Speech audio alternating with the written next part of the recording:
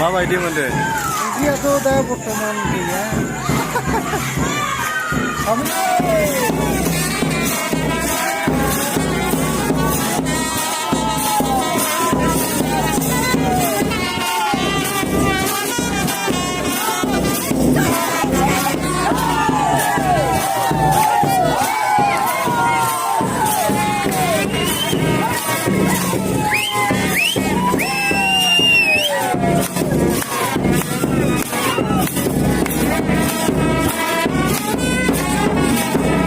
बे बिमा लोक्षि फुजा बरायनायावहाय नोंथाङा बाजारनि थेखा बाजारनि सासे आफादगिरि जानानै दिनैनि बे फुजा बिमा लोक्षि फुजाखौ बरननायाव दिहुननायाव मा मेसेज होनो लुबैयो आरो मेलाया माबायदि जागोन बेनि सोमोन्दै एसे बुंबानो जाबाय दे।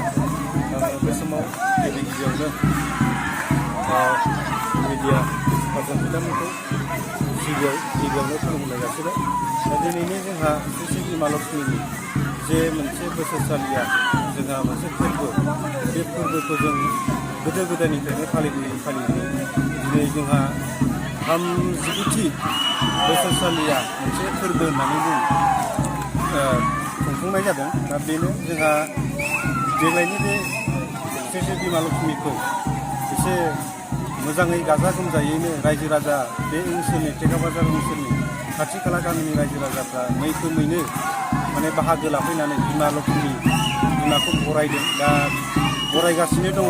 दा बिथांमोना जोबोद खुसि मोनदों आरो बे ओनसोलनि रायजो राजा बिथांमोनहा जे बिमा लक्ष्मीया जोंखौ आशीर्बाद होयोखाय जोंबो थिग बेबादिनो आशीर्बाद बादियैनो बिमा लक्ष्मीखौ माने बिमा लक्ष्मीनाव बोर बिनो थाखाय बयबो रंजा खुसियैहाय बयबो रंजाफादों बिमा लक्ष्मीखौ।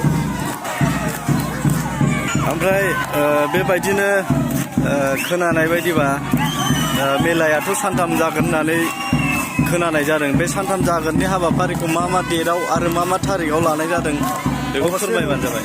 अबस्से नंगौ, जोंहा देग्लायनि बे श्री बिमा लक्ष्मीनि मुङाव खुंफुंनाय जेनेबा मेला, बे मेलाफोरखौ जोङो सानथाम लानाय जादों। सानथामनि हाबाफारिजों जों खुंफुंनो सानदों। दा बेनो जे बे मेला हाबाफारिया 13, 14 आरो 15 बिस्थिबार, सुक्रुबार, सनिबार बे बाराय मोनथाम दा एबा सानथामखौ जोङो गोग्गोमै गाजा गोमजायैनो फालिगोन। गिबियावनो जोंहा माने 13 अक्ट'आवहाय जोंहा आलासि आर्टिस्टफोर बिथांमोन फैगोन। बिथांमोना जौस्राङावनो माने देग्लायनि 2 बोसोर माने फालिनो मोनैखौ देग्लाय फालिफुंनो होननानै आर्टिस्ट लिंहरनाय जादों जोंनि बाजार कमिटि आरो फुजा कमिटिया जयैनो। दा देग्लाय मोजाङै मोजां खुंफुंलांनो हागोन आं बेखौ आसा खालामदों। आसा गोजोननाय थाबाय। बेनि गेजेराव खोन्थाबावनो हागोन नामा आर्टिस्ट बिथांमोनखौ सोरखौ लेंहरनाय जादों? दिनैनि बेलायाव आर्टिस्ट बिथांमोना दं जोंहा गिबियावनो जों लकेल आर्टिस्ट हिसाबै सकमुखि जाग्रा हिसाबै जोंहा दं बिथां अनिल बसुमतारी, अनिल नार्जारी आरो बेजों लोगोसे जोंहा मोसाखावरि बिथांमोन दङ, जेरै प्रिति, मनिसामोन बेबायदि आरो बेजों लोगोसे खमगिरि बिथांमोन, सिंगार बिथांमोन दङ। बिथांमोनाबो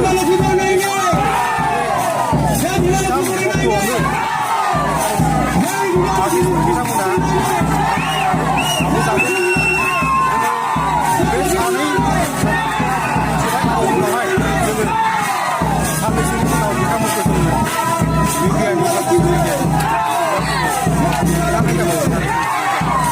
गोजोननाय थाबाय नोंथांनिसिम फोरमायनानै होनायनि थाखाय। मोनो पास्ता मोनो, दावदै सब मोनो, पक'रि मोनो, लकेल किटचेनाव जेखौ नों नोंथाङा चयस खालामनानै बानायनो हागोन।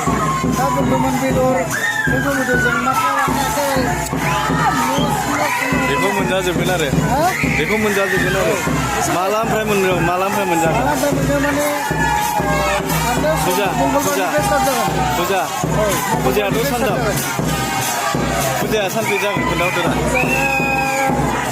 13निफ्राय 15सिम जागोन आरो सानथाम जागोन। नोंथांमोना फैनो हागोन। किचेनावहाय एसे नुजाथिगौ मा नांगौ नोंथांनि चइसजों बानायना हरगोन आरो ओमफ्राय माखासे आर्टिस्टफोर लेंहरनो नागिरनाय प्रग्राम सोर फैनाय जागोन ओरैनो एक्जाक्टलि बिखेखके आंथ' बेखौ मिथिया आर्टिस्टफोरखौ लेंहरनांगौ दा फुजा कमिटिनि मालिक बिथांमोनासो मा सोर आर्टिस्टखौ लेंहरदों मिथिला जायगाखौ खोन्थादो एड्रेसआ एड्रेसखौ स्टेटआ क'क्राझारखा ओमफ्राय पस्ट अफिस जलायसुरि जायो बेनिफ्राय दा जोंनि बेयाव जागोन मेलाया जाहैबाय थेखा बाजार होनना बुङो औ दे कुसुगावनि सोनाबजों साहा सोनाब खना